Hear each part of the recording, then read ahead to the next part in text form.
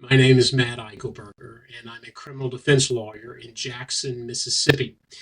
We service clients all over the state of Mississippi and Texas, primarily in criminal defense matters. There's another division of our firm that handles workers' compensation, and then I also handle some select civil rights cases that arise out of the criminal justice system. So I've been doing this for over 20 years now, and I want to talk with you about the two phases to a felony prosecution in Mississippi. Now, I say two phases. These are some things that I've come up with. These are the terms that we use, and I think it's a pretty good way to kind of encapsulate the two different stages of a felony prosecution. And I'm going to talk primarily about the first stage today, which is the pre-indictment stage, the pre-indictment phase.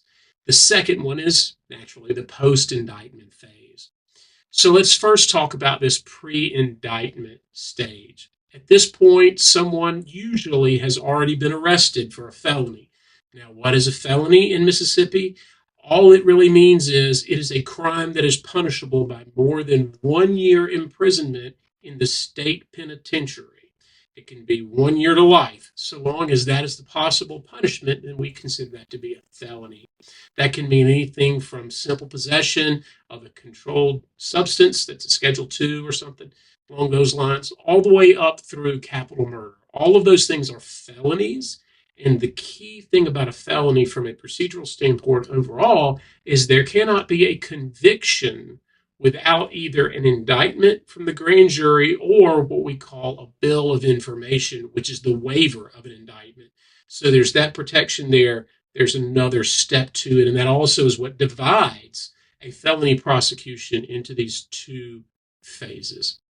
So speaking about the first phase, which is that pre-indictment phase, somebody's been arrested, they've been told they're facing a felony.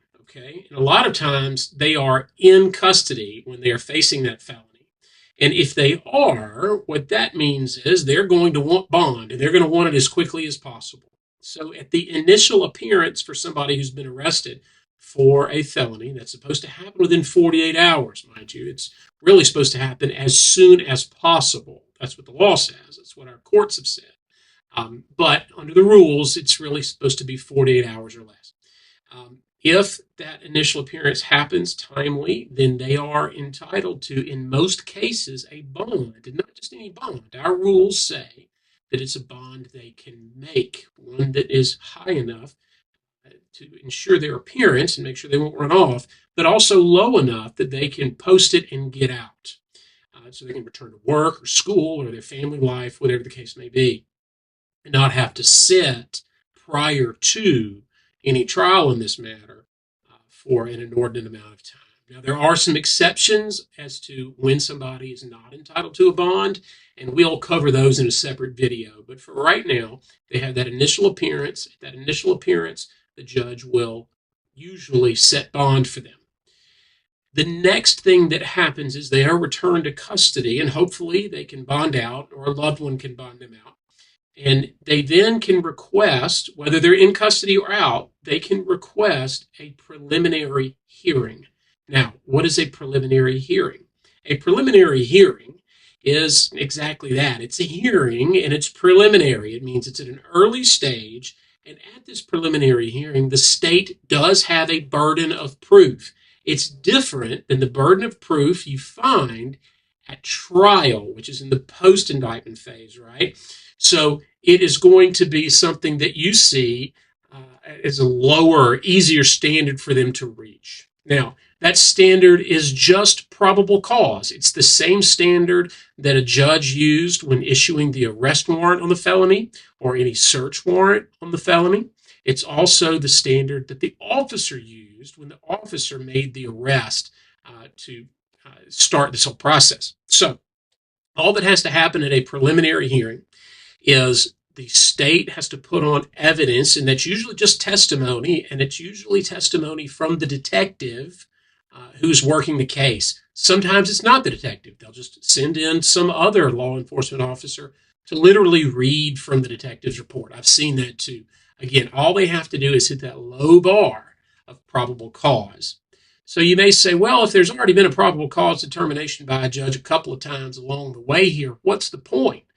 Well, sometimes we can get involved and we can show the judge at this point that there's not probable cause, because up until this stage, nobody has argued that there wasn't probable cause. It's been a prosecutor or it's been law enforcement saying, Judge, there's probable cause and here's why. Okay. So we can get in there and sometimes show the judge and convince the judge there's not probable cause. If we can't do that, then there are still two other things that hopefully we can accomplish. Again, all of this depends on the facts of each individual case now. Bear that in mind.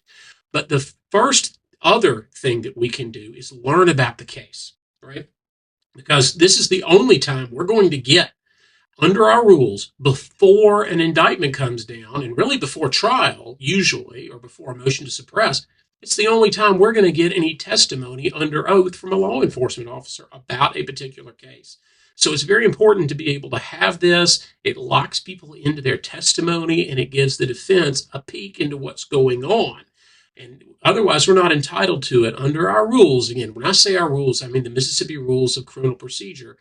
Under our rules, we're not entitled to much at all from the state at these early stages in this first phase. Okay, so it's important to get that information that we can during the preliminary hearing. The other thing we can do at a prelim is we can hopefully get the judge to reduce any bond if the person's still in custody to a bond that they can make. And if we can't do that, if they're out already, maybe there are some conditions on bond that we can have lifted at the preliminary hearing. So that gives you an idea as to what happens up to the preliminary hearing. Now, what about after the preliminary hearing? Well, I mentioned that we learn things during that preliminary hearing, and we can use that to continue the conversation with the prosecution. Now, in most instances, you will not have an assistant district attorney prosecuting the preliminary hearing. Usually it's a county attorney or county prosecutor rather, or the city prosecutor that is proceeding forward at the prelim. Okay. This means that's not the prosecutor who is going to be handling the case before the grand jury and before a jury at trial if it gets to that. So we can gather information at this preliminary hearing and then turn around and talk to the DA about it, because it's the district attorney's office that is going to be handling the matter after that preliminary hearing. You'll hear the judge at the conclusion of a preliminary hearing say something along the lines of, I find there to be probable cause, and bind this case over to await action of the next fill-in-the-blank county grand jury. Okay, so we have the preliminary hearing. It's over. We're armed with information. We then go talk to the DA about it. If the DA doesn't have the file yet from the law enforcement agency that made the arrest and is investigating the case, then usually the DA is not going to speak with us much at all because they don't know much. And frankly, the conversation may not be very fruitful. Doesn't mean we won't put our spin on it when we talk to the DA, and the DA knows that.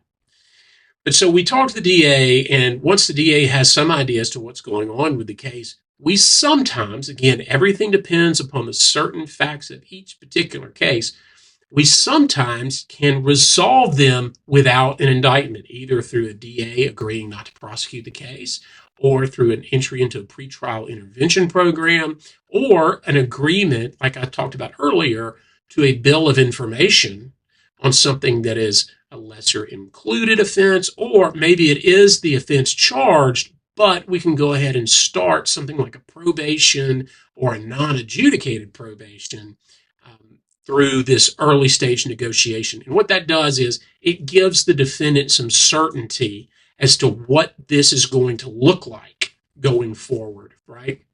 Now, if the DA is not willing to meet us where we are, we're not able to get what we think is the right outcome, then we are faced with potentially going forward to the grand jury. Now, this is not something that we get to go to. The grand jury is not the jury you see on TV, on Law and Order. It's not the petit jury, which is the trial jury.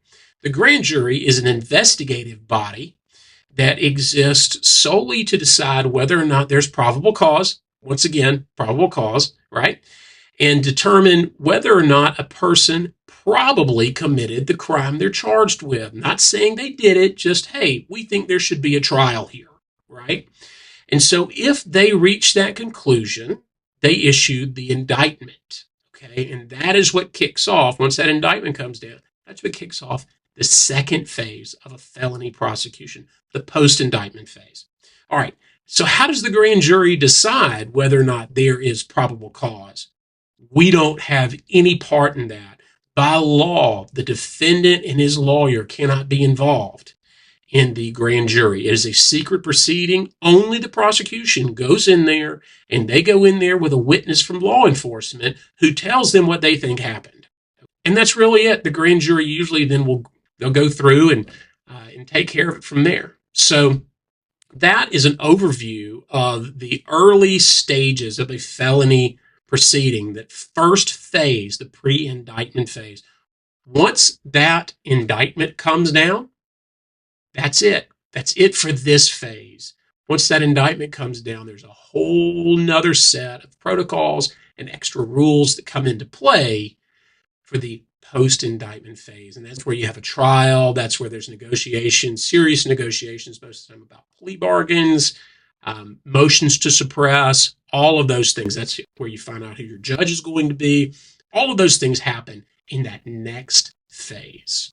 All right. Thanks for listening. I hope this was helpful, and I hope that provided you with a little bit of information that you can use to kind of help navigate your way through whatever mess you might find yourself in. Want to know more?